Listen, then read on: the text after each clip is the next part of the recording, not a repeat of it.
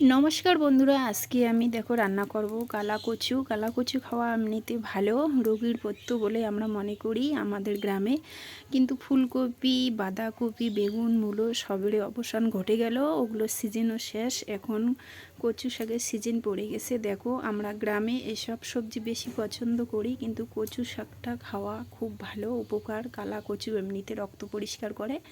তো বন্ধুরা, কচু শাক রান্না করব। নিয়েছি আমি পেঁয়াজ, কাঁচা লঙ্কা, ওগুলো আমি বেটে দিব, রসুন, তেজপাতা, টমেটো আর শুকটি মাছ দিয়ে রান্না করব।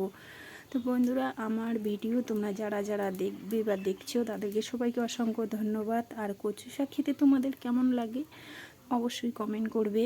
তোমরা সবাই ভালো থাকবে। আর এমন গরমে কিন্তু কচু শাক খেতে অসাধারণ লাগে। তো বন্ধুরা, ভিডিওটি এই পর্যন্তই।